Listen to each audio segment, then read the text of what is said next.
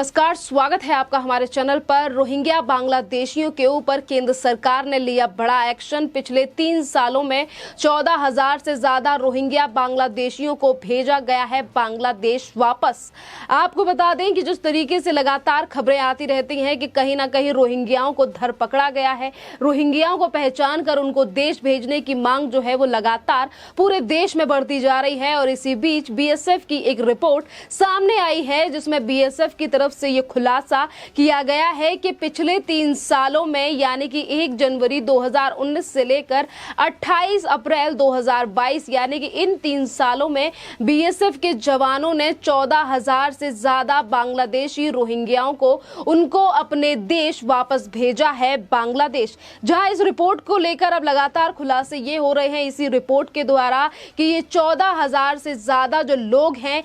बांग्लादेशी हैं, इन्हें इनके देश भेजा गया है। तो इसी बीच इस रिपोर्ट में बीएसएफ की तरफ से यह भी कहा गया है कि 9,233 बांग्लादेशी भारत में अवैध रूप से रहने के बाद वापस बांग्लादेश जा रहे थे, तो उस वक्त पे भी इन लोगों को सीमा पार करते वक्त पकड़ा गया। यानी कि आप देख सकते हैं कि सीमा बॉर्डरों पर किस तरीके से बीएसएफ के जो जवान हैं उन्होंने अपनी नजरों को बना रखा है। और यही बड़ा कारण है कि आज इतनी ज्यादा जो संख्या सामने आ रही है रोहिंग्या बांग्लादेशियों की, कि रिपोर्ट सामने आ रही है कि इतनी तादाद में रोहिंग्या बांग्लादेशियों को बीएसएफ की तरफ से वापस भेजा गया है। और कितने रोहिंग्याओं को आते वक्त पकड़ा गया है, कितने रोहिंग्याओं को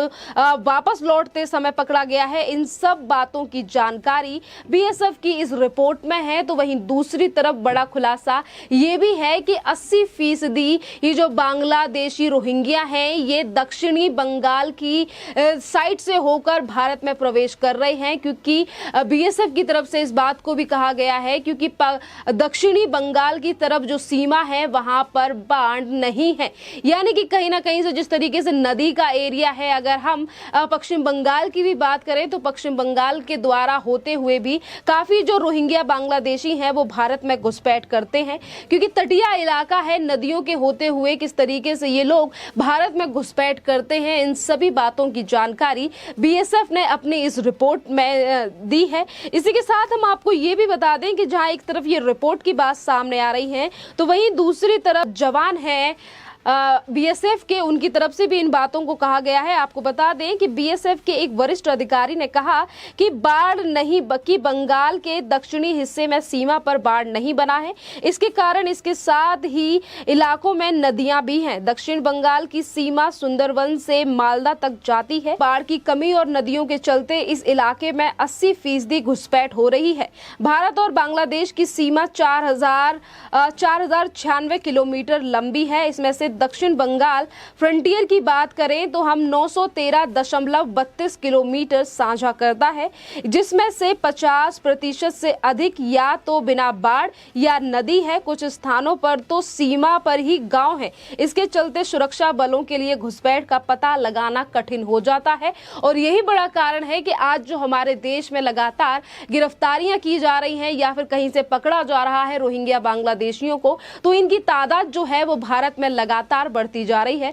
जिसको लेकर जहां एक तरफ केंद्र सरकार एक के बाद एक सख्त एक्शन ले रही है, सीए की बात करें या एनआरसी की बात करें, तो वो इन्हीं घुसपैठियों के गया था ये एक्शन केंद्र सरकार की तरफ से कि नागरिकों की पहचान करके और जो घुसपैठिए हमारे देश में घुसे बैठे हैं इनकी पहचान करके भी इनके देश इन्हें वापस भेजा जाएगा। और अभी भी कुछ दिन पहले इसी तरीके की मांग उठाई गई है हिंदू विश्व परिषद की तरफ से। 27 अप्रैल को हिंदू विश्व परिषद की तरफ से भी इस एक मांग उठाई गई है और मांग में ये कहा गया है कि घुसपैठियों की पहचान कर उन्हें उनके देश वापस भेज देना चाहिए। जहां एक तरफ ये मांग उठाई गई है तो वहीं दूसरी तरफ हिंदू विश्व परिषद की तरफ से तमाम विपक्षी पार्टियों के ऊपर हमला भी बोला गया है। और ये कहा गया है कि गैर बीजेपी शासित जो राज्य हैं और वहां की जो सरकारें हैं वो इन रोहिंग्याओं को अपना वोटर बनाकर इनका इस्तेमाल करती हैं और इसीलिए वो इन रोहिंग्याओं को बसाने का काम करती हैं। और इसीलिए हम जल्द से जल्द चाहते हैं कि इस पूरे मामले पर एक्शन लिया जाए और रोहिंग्या बांग्लादेशियों को देश से बाहर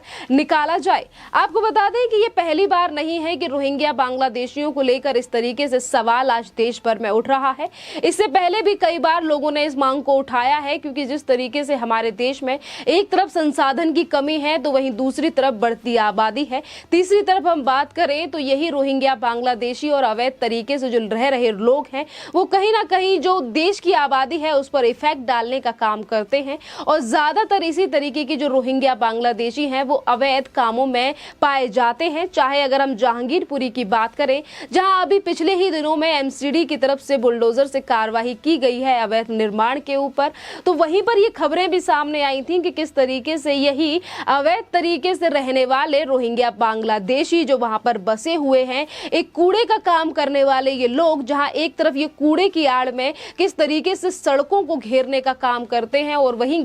सड़क घेरने के साथ साथ कई ऐसे भी अवैध काम पाए गए थे। और वहां के लोगों ने भी इस बात की शिकायत दर्ज कराई थी थाने जाकर कि यहां पर काफी अवैध काम किए जाते हैं। सकरी गलियों के चलते यहां तमाम ऐसे घुसपैठिए हैं जो कि दिल्ली पुलिस की नजरों से बचकर यहां पर बैठे हुए हैं और उसके बाद कई गिरफ्तारी भी हुई। यही अगर हम बात करें एमसीडी की रिपोर्ट की, तो अभी एमसीडी की एक जो सर्वे है वो भी अभी पिछले दिनों में सामने आया है, जिसमें एमसीडी के सर्वे में कहा गया है कि दिल्ली के शाहीन बाग और ओखला में सबसे ज्यादा रोहिंग्या बांग्लादेशी बसे हुए हैं और उनके अवैध ठिकानों पर भी एमसीडी जल्द ही एक्शन लेगी कि किस तरीके से दिल्ली में रोहिंग्या बांग्लादेशी सरकारी जमीन पर कब्जा लेकर रह रहे हैं और वहीं पर अपना अवैध तरीके से धंधा चला रहे हैं और इनके ऊपर अब केंद्र सरकार ने भी नजर बनाई हुई है। इसी के साथ हम आपको ये भी बता दें कि लगातार ये सवाल लोगों की तरफ से भी उठता रहता है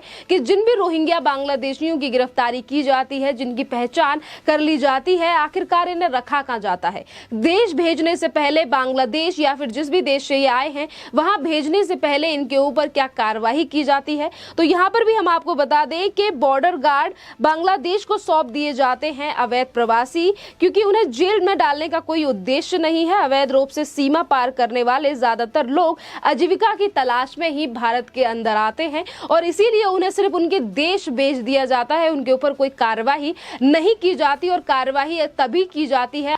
किसी अवैध काम में शामिल हैं या फिर वो किसी तरीके के किसी गिरोह के साथ उनके तार जुड़े हुए हैं, तभी उनके ऊपर कार्रवाई की जाती है। और यही बड़ा कारण है कि आज जो हमारी केंद्रीय एजेंसियों की बात करें या फिर हम सीआरपीएफ से लेकर बीएसएफ के जवानों की बात करें कि जो उन्होंने भी इस बात को लेकर आशंका जताई है कि दक्षिणी बंगाल से ज्यादातर घुसपैठिए भारत के अंदर आते हैं और इस बात से कई बार नकार चुकी हैं वेस्ट बंगाल की मुख्यमंत्री ममता बनर्जी, जहां एक तरफ रोहिंग्या बांग्लादेशियों के ऊपर इतनी बड़ी कार्रवाई कर रही है और पिछले 3 सालों का रिपोर्ट कार्ड ही कह लीजिए इस रिपोर्ट को, जिसमें 3 सालों का ब्यौरा जो है वो बीएसएफ की तरफ से दिया गया है कि 14,000 से ज्यादा घुसपैठियों को भेजा गया है बांग्लादेश वापस। तो वहीं दूसरी तरफ अगर हम ममता बनर्जी की बात करें तो अगर होम मिनिस्ट्री की तरफ से अभी बीएसएफ का दायरा बढ़ाया गया था सीमा विवाद को लेकर के, अब जो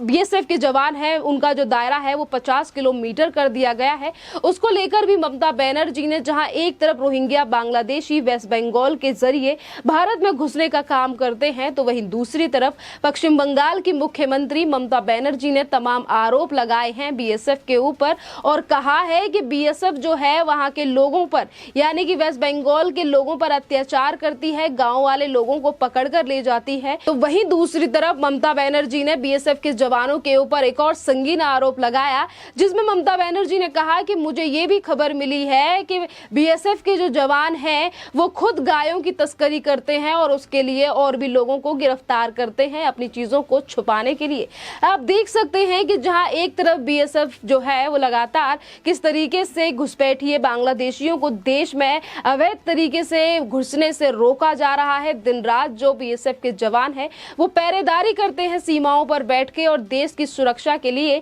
अगर गृह मंत्रालय की तरफ से बीएसएफ का दायरा बढ़ा दिया जाता है, चाहे फिर वो पंजाब की बात करें, वेस्ट बंगाल की बात करें, इसके अलावा गुजरात से लेकर तमाम ऐसे राज्य हैं जहां पर बीएसएफ के दायरे को बढ़ा दिया गया था। पर वहीं अगर विपक्षी पार्टियों की बात करें तो किस तरीके से आज वो बीएसएफ के जवानों को लेकर भी सवाल उठा रहे हैं और ये कह रहे हैं कि इनका दायरा नहीं बढ़ाए देना चाहिए और बीएसएफ के जवानों को अंदर नहीं, यानी कि गृह मंत्रालय के द्वारा जो दिए गए ऑर्डर हैं कहीं ना कहीं उनकी भी अवहेलना करने की कोशिश विपक्षी पार्टियों की तरफ से की जा रही है। जिसमें सबसे पहले अगर नाम लिया जाए घुसपैठियों के मामले में तो ममता बनर्जी हैं, क्योंकि जहां एक तरफ ये खबर भी सामने कुछ दिन पहले आई थी कि नंदीग्राम से लेकर जिस तरीके से वेस्ट बंगाल में तमाम बांग्लादेशी और रोहिंग्या बसे हुए हैं और इसी बात को कई बार नकार चुकी हैं ममता बनर्जी कि इस तरीके की कोई भी चीज वेस्ट बंगाल में नहीं है। खैर, इस टॉपिक पर आपका क्या कहना है, आप हमें कमेंट करके जरूर बताइए।